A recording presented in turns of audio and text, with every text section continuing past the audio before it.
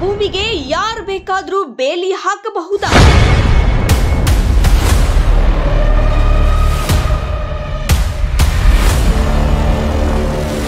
Coffee ನಾಡಲ್ಲಿ ಹೆಚ್ಚಾಯ್ತಾ ಭೂಗಳ್ಳರ ಹಾವಳಿ?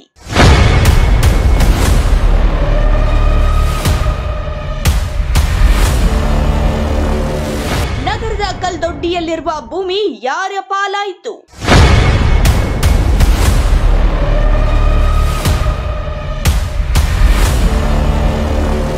ಪುರಾತನ ಆಂಜನೇಯ ದೇಗುಲವಿತ್ತ ಆ ಜಾಗದಲ್ಲಿ.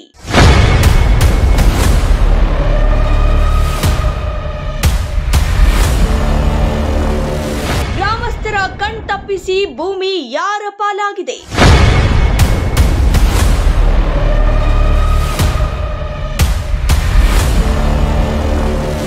ಕಾಫಿನಾಡು ಚಿಕ್ಕಮಗಳೂರಲ್ಲಿ ದಿನೇ ದಿನೇ ಭೂಗಳ್ಳರ ಹಾವಳಿ ಹೆಚ್ಚಾಗಿದ್ದು, ಕಂಡ ಸರ್ಕಾರ ಭೂಮಿಯನ್ನ ಭೂಗಳ್ಳರು ವಶಪಡಿಸಿಕೊಳ್ಳುತ್ತಿದ್ದಾರೆ.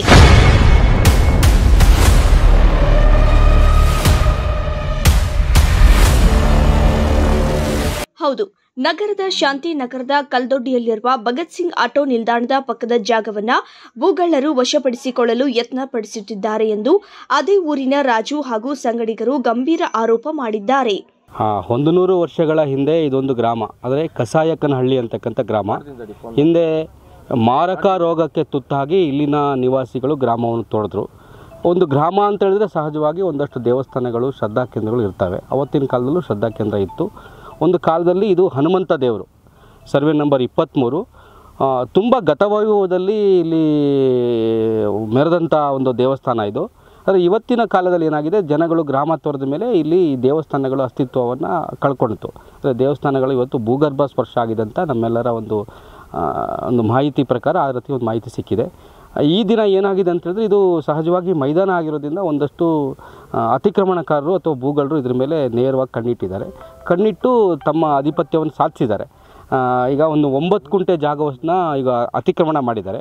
ನಾವು ಮೊನ್ನೆ ಇದಕ್ಕೆ ಸಂಬಂಧಪಟ್ಟಂಗೆ ಒಂದು ಸುದ್ದಿಗೋಷ್ಠಿಯನ್ನು ಮಾಡಿದ್ದೇವೆ ಮತ್ತು ಜಿಲ್ಲಾಧಿಕಾರಿಗಳ ಗಮನಕ್ಕೆ ತಂದಿದ್ದೀವಿ, ತಾಲೂಕು ಕಚೇರಿಯ ತಹಸೀಲ್ದಾರಿಗೂ ಸಮೇತ ಗಮನಕ್ಕೆ ತಂದಿದ್ದೀವಿ. ನಮ್ಮ ಆಗ್ರಹ ಏನಂತೇಳಿದರೆ, ಇದನ್ನು ಅತಿಕ್ರಮಣವನ್ನು ತೆರವುಗೊಳಿಸಬೇಕು.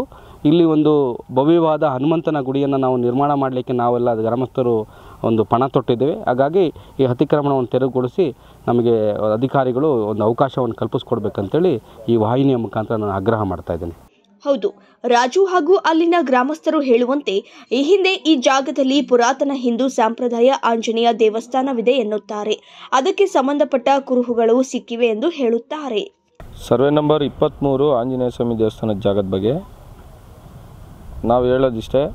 ನಾವು ಜಿಲ್ಲಾಧಿಕಾರಿಗೂ ಮನವಿ ಕೊಟ್ಟಿದ್ದೀವಿ, ತಹಸೀಲ್ದಾರಿಗೂ ಮನವಿ ಕೊಟ್ಟಿದ್ದೀವಿ, ಈಗ ಜಿಲ್ಲಾ ಪಂಚಾಯತಿಗೂ ಮನವಿ ಕೊಡೋಕ್ಕೆ ಹೋಗ್ತಾ ಇದ್ದೀವಿ. ಶಾಂತಿಯುತವಾಗಿ ಅಧಿಕಾರಿಗಳು 7 ದಿವಸ ಟೈಮ್ ತೊಗೊಂಡಿದ್ದಾರೆ. ಆ 7 ದಿವಸದೊಳಗಡೆ ಅದು ಯಾರು ಒತ್ತುವರಿ ಮಾಡಿದ್ದಾರೆ ಅವ್ರನ್ನ ಕಂಡುಹಿಡಿದು ಅವ್ರ ಹತ್ರ ಈ ಒತ್ತುವರಿನ ಬಿಡಿಸ್ಕೊಡ್ಬೇಕು ಅಂತೇಳಿ ನಾವು ಆಗ್ರಹ ಮಾಡ್ತಾಯಿದ್ದೀವಿ. ಯಾವುದೇ ರೀತಿ ತೊಂದರೆ ಆಗ್ದಂಗೆ, ಗಲಾಟೆ ಘರ್ಷಣೆ ಆಗ್ದಂಗೆ ಶಾಂತಿಯುತದಲ್ಲಿ ನೀವು ಈ ಜಾಗನ ಒತ್ತುವರಿನ ಬಿಡಿಸ್ಕೊಡ್ಬೇಕಂತೇಳಿ ನಮ್ಮ ವಿವೇಕಾನಂದ ಯುವಕ ಸಂಘ ಮನವಿ ಮಾಡ್ಕೊಳ್ತಾ ಇದೆ. ಯಾವುದೇ ಕಾರಣಕ್ಕೂ ಇಲ್ಲಿ ಸಂಘರ್ಷ ಆಗೋಕ್ಕೆ ಅನುಮತಿ ಕೊಡಬಾರ್ದು. ಅಧಿಕಾರಿಗಳಿಗೆ ಎಲ್ಲ ಗೊತ್ತಿರುತ್ತೆ. ನೀವು ದಯವಿಟ್ಟು ಇದನ್ನು ತೆರವು ಮಾಡಿಕೊಟ್ರೆ ನಿಮಗೆ ತುಂಬ ಒಳ್ಳೆಯದಾಗುತ್ತೆ. ಮತ್ತು ಯಾವುದೇ ರೀತಿ ಒತ್ತುವರಿ ಮಾಡಿದ್ದವರಲ್ಲಿ ಕರ್ನಾಟಕ ಭೂ ಕಾಯ್ದೆ ಅಡಿ ಅವರಿಗೆ ನೋಟಿಸ್ ಇಶ್ಯೂ ಮಾಡಿ ಅದರಲ್ಲಿ ನೀವು ಕಾನೂನು ಕ್ರಮ ಜರುಗಿಸಬೇಕಂತೇಳಿ ನಾವು ವಿವೇಕಾನಂದ ಸಂಘದಿಂದ ನಾವು ಒತ್ತಾಯ ಮಾಡ್ತಾ ಇದ್ದೀವಿ. ಆದರೆ ಕಾಫಿನಾಡಿನಲ್ಲಿ ಹೆಚ್ಚಾದ ಭೂಗಳ್ಳರ ಹಾವಳಿಯಿಂದ ಈ ಜಾಗವು ಈಗ ಕೈ ತಪ್ಪುವ ಸಂದರ್ಭ ಬಂದಿದೆ. ಇದಕ್ಕೆ ಸಂಬಂಧಪಟ್ಟ ಅಧಿಕಾರಿಗಳ ಗಮನಕ್ಕೂ ತಂದಿದ್ದೇವೆ, ಆದರೆ ಯಾವುದೇ ಕ್ರಮ ಆಗ್ತಿಲ್ಲ ಅಂತ ತಮ್ಮ ನೋವನ್ನ ಸುದ್ದಿ 18 ಬಳಿ ತೋಡಿಕೊಂಡಿದ್ದಾರೆ. ಈ ಜಾಗ ಎಲ್ಲ ಹನುಮಂತ ದೇವರ ಜಾಗ ಆಗಿದ್ದು ನಾವು ಸುಮಾರು ವರ್ಷ ಆಗಿದೆ ಬಂದು ಇಲ್ಲಿಗೆ. ಹೆಚ್ಚು ಕಮ್ಮಿ 90ನೇ ಇಸ್ವಿಲಿ ನಮಗೆ ಇಲ್ಲಿಗೆ DC ಅವ್ರು ಕಳಿಸಿರೋದು. ಆಗಿಂದನೂ ಇದು ದೇವಸ್ಥಾನ ಜಾಗ ಅಂತಲೇ ಪರಿಗಣಿಸಿ ಆ ಜಾಗನ ಹಂಗೆ ಸೀಮಿತವಾಗಿ ಬಿಟ್ಟಿದ್ರು. ಆಗ ಸ್ವಲ್ಪ ಬೇಲಿ ಎಲ್ಲ ಮಾಡ್ಕೊಂಡು ಪೈರೆಲ್ಲ ಮಾಡ್ತಾಯಿದ್ರು ಯಾರ್ಯಾರೋ. ಆನಂತರ ಇದು ಹನುಮಂತನ ಜಾಗ ಅಂತ ಗೊತ್ತಾಯಿತು. ಈಗ ಈ ಬೇಲಿ ಆಗಿರೋದು ನಮಗೆ ಯಾರಿಗೂ ಗೊತ್ತಿಲ್ಲ. ಯಾಕಂದರೆ ಎಲ್ಲ ಬೆಳೆದಿತ್ತು, ಲಂಟನ್ನು ಗಿಡ ಗಂಟೆ ಎಲ್ಲ ಬೆಳೆದಿತ್ತು, ದೊಡ್ಡ ಕಾಡಾದಂಗೆ ಆಗಿತ್ತು. ಈಗ ಒಂದು 2-3-4 ತಿಂಗಳಿಂದ ಏನು ಕ್ರಿಕೆಟ್ ಆಡಬೇಕು ಅಂತ ಹುಡುಗರು ಎಲ್ಲ ಕೆತ್ತಿ ರೆಡಿ ಮಾಡಿದಾಗ ಈ ಬೇಲಿ ಎದ್ದು ಕಾಣ್ತಾ ಇತ್ತು. ಇದೇನು ಮನವಿ ಮಾಡ್ತಿದ್ದೀವಿ ಅಂದರೆ ಗ್ರಾಮಸ್ಥರ ಕಡೆಯಿಂದ ಈ ಜಾಗನ ನಮಗೆ ಸರ್ಕಾರ ಬಿಡಿಸ್ಕೊಡ್ಬೇಕು. ಯಾಕಂದರೆ ಇಲ್ಲಿ ಒಂದು ದೇವಸ್ಥಾನ ಹೋಗಿದೆ ಅನ್ನೋದು ಅವಾಗಿಂದ ಗೊತ್ತಿದೆ. ಆದ ಕಾರಣ ಇಲ್ಲೊಂದು ಮತ್ತೆ ದೇವಸ್ಥಾನವನ್ನು ನಿರ್ಮಾಣ ಮಾಡಿ ಮತ್ತೆ ಪೂಜೆ ಮಾಡಬೇಕು ಅಂದ್ಕೊಂಡಿದ್ದೀವಿ ಎಲ್ಲರೂ. ಅದರಿಂದ ತುಂಬ ತೊಂದರೆಗಳು ಆಗ್ತವೆ ದೇವಸ್ಥಾನ ಇಲ್ಲ ಅಂದರೆ. ಸುಮಾರು ಆಗ ಮುಳುಗೋಗಿದೆ ಅಂತ ಸುಮಾರು ಜನ ಹೇಳಿದ್ದಾರೆ, ದೊಡ್ಡವರೆಲ್ಲ, ನಮ್ಮ ಹಿರಿಯವರೆಲ್ಲ. ಊರಿತ್ತು ಅಂತ. ಈಗ ಸರ್ಕಾರಕ್ಕೆ ಮನವಿ ಮಾಡೋದು ನಾವು ಇಷ್ಟ ಏನಂದರೆ ನಮಗೆ ಈ ಜಾಗ ಬಿಡಿಸ್ಕೊಡಿ. ಒಟ್ಟಿನಲ್ಲಿ ನಮ್ಮ ಊರಿನ ಜಾಗವನ್ನ ಸಂಬಂಧಪಟ್ಟ ಅಧಿಕಾರಿಗಳು ಉಳಿಸಿಕೊಟ್ಟು ಆ ಜಾಗದಲ್ಲಿ ಅಕ್ರಮವಾಗಿ ಭೂಮಿಯನ್ನ ಕಬಳಿಸಲು ಬಂದಿರುವವರ ವಿರುದ್ಧ ಕ್ರಮ ಕೈಗೊಂಡು ನಮಗೆ ನ್ಯಾಯ ಒದಗಿಸಬೇಕು ಎಂದು ಹೇಳಿದರು.